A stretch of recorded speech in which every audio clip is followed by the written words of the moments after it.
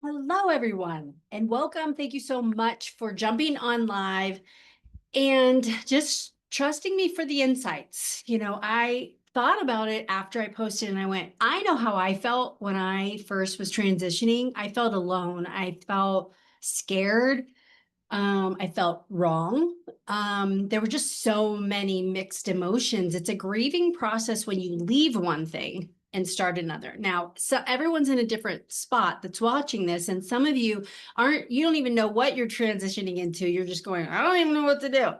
And some of you are like, I have these ideas that I really want to do, but can I monetize it? Can I really make this into something, et cetera. So don't worry about the semantics and all the little details, because you're going to be able to apply these things to whatever your transition is. Okay. Now, I'm going to give you 5 things, and I'm going to make it short and sweet only because this is this is not cookie cutter. It's not a cut and dry thing.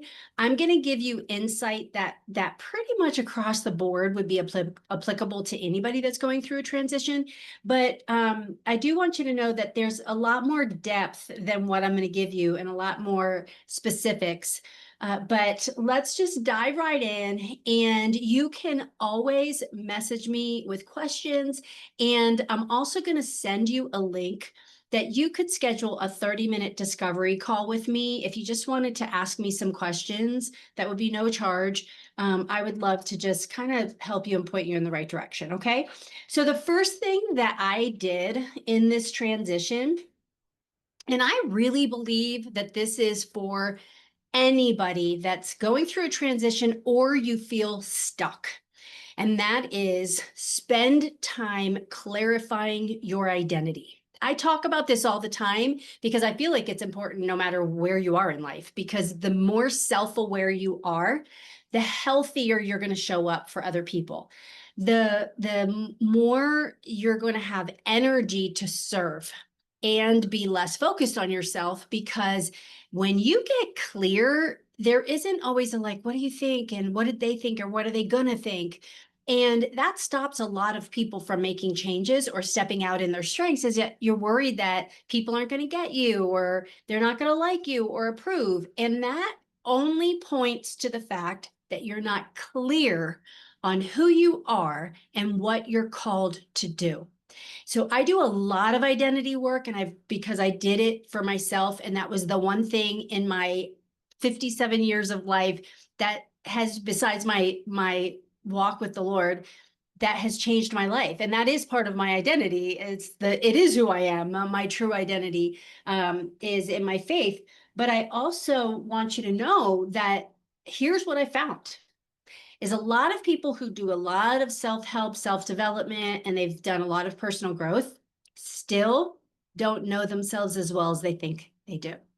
In fact, studies show that 75% of the population think they are self-aware, when really 15% are. That means most people, like most people, aren't as self-aware or have high EQ as they think they do. I thought I was pretty self-aware. But when I started to go through this process that I just stumbled upon all these pieces, and I've put them together in a program I do, but oh my gosh, I was like, no wonder I have felt frustrated. No wonder I shut down in these certain situations, or I'm drawn to this, or I approach life and things this way, or whatever the case may be, in whatever dynamic of my personality and my strengths. It changed everything. So before you make a transition, my goodness, please take time for self-discovery. A lot of times we don't know ourselves as well as we think because we're so close to us. You know yourself inside and out, meaning like you've known the mistakes you've made, you know your quirks and your idiosyncrasies and all the things, the good, bad, the ugly, and you can be so close you can't see the stuckness and even and some of the goodness. And so I would say, first, start off with your identity. It will clarify your path. It has to do with your values and your strengths, your why you do what you do, how you do what you do. And if there's something that you want to do in your life and you do know what it is, you want to know why you want to do that and how you would do it uniquely with your strengths and your vantage point, your view. And oh man, it's exciting when you get that piece clear. So that was the first thing that I did. And I really didn't even know that I was doing it. And then once on the other side, I was like, oh my gosh, this is so good. And that's why I put it together for people. Okay, so the second thing is just know that you're going to have a lot of different versions of what it is that you feel called to do. Again, some of you don't even know, and you need to go on the self-discovery piece of it in order to figure out, all right, what is my purpose now in this season of life?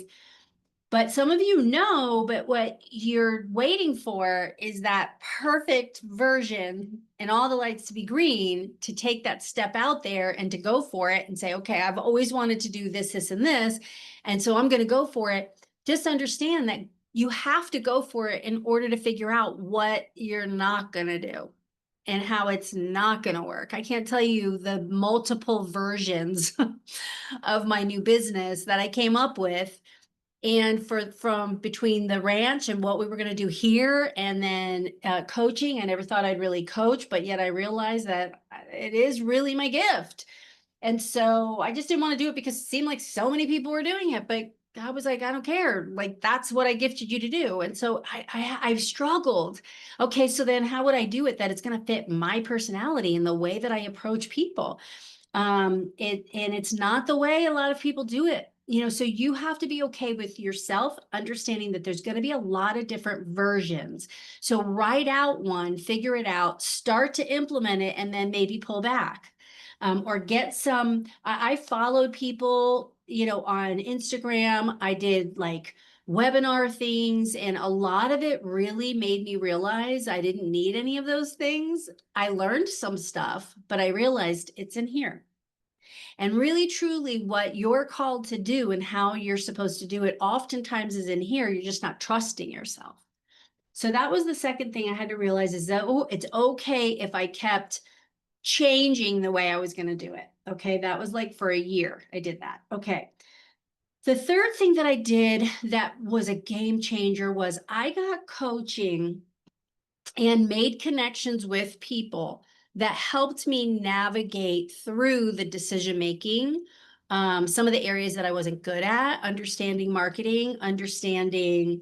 I'm really good with at some of that stuff, but I needed a sounding board. So I found people that I could connect with, some paid, some not, that I could do like they could be a sounding board for me and I could learn from them. And then they pointed me into the direction of different books and podcasts. And it was just great to be able to collaborate. So definitely find some coaching, collaborating support system. I couldn't imagine I doing it alone. There's no way I could have done what I did had I not had the support that I had from just a few people. I wasn't all over the place because I can't handle that. So you definitely need just one or two. And then when one coaching voice didn't work out or gave me a little bit, but wasn't good, I wasn't necessarily, it wasn't the right person to stay with, then I switched. And then I worked with someone for a little while and then I was good with that. And then I found someone in a different area. So that's okay. Don't feel like you have to commit to one thing, but once you do, I don't want a lot of voices is a mistake. Okay. Trust your own and connect with the right coaches and collaborators that get your personality and your vision. Very important. The fourth thing is networking and marketing with what you have already. You already probably have a network of friends, family, different connections in the community, whatever. I don't know what, it depends on what you're doing. Of course, like I said, all of this has to be kind of customized, but I do know that the more that I networked and just talked about it, I didn't necessarily get business from everywhere that I went, and I really wasn't looking to. I wanted to get comfortable with communicating what I was doing and then doing some of it for free or at an introductory rate so that you could get the creds, that you could start getting some reps in so that you could get some credibility and some reviews. Depends on what you're marketing and what, if there's a specific business. And if it's not a business and it's just a direction that you feel called to do, I really believe in podcasts, books, and master classes and all the things to help you in the lane you're in. You know what we do wrong? I know I've done this wrong. I'll listen to all different things. Podcast.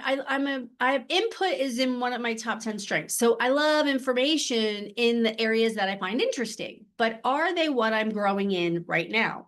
I would pick podcasts, books, etc., classes that align with exactly where I need to grow. And be careful of taking in too much information at once. And then lastly is, once you land on, and it may not be right when you land on what you're to do, but once you get a little bit of a flow, start to create systems. I'm a systems queen, and I can find a system to simplify anything and to make it to where you don't miss a beat.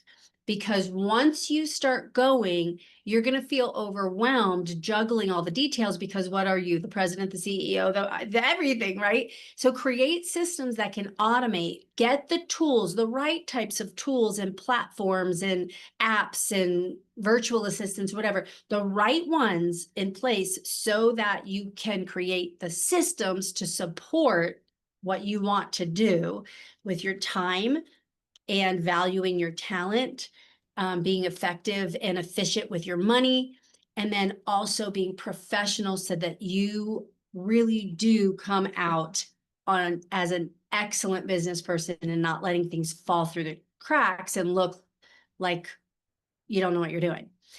Okay, so those are just a few tips.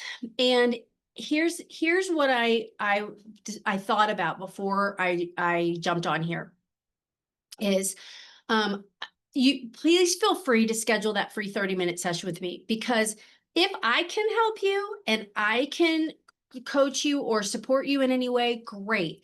If I can't, we could figure that out in the discovery Zoom that we would do. It's a 30-minute Zoom. Then I can point you in the direction that I think would probably be better for you. This is really, honestly, I really truly want to give this information out and give support as much as I can, because I can't even tell you how much it helped me that there were people that helped me, and they didn't say, it was people that were willing to just help me, like just as a woman supporting woman and not trying to get me to buy their stuff. I did hire some, and some I just needed to ask them a few questions.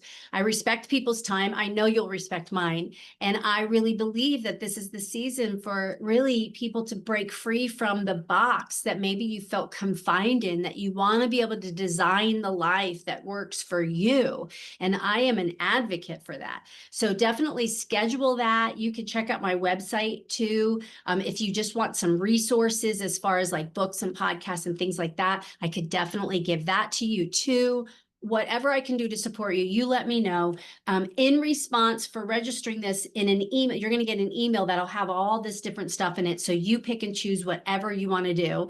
And I'll be happy to answer any questions. All right. So short and sweet, like I promised. Thanks so much for watching. Bye-bye.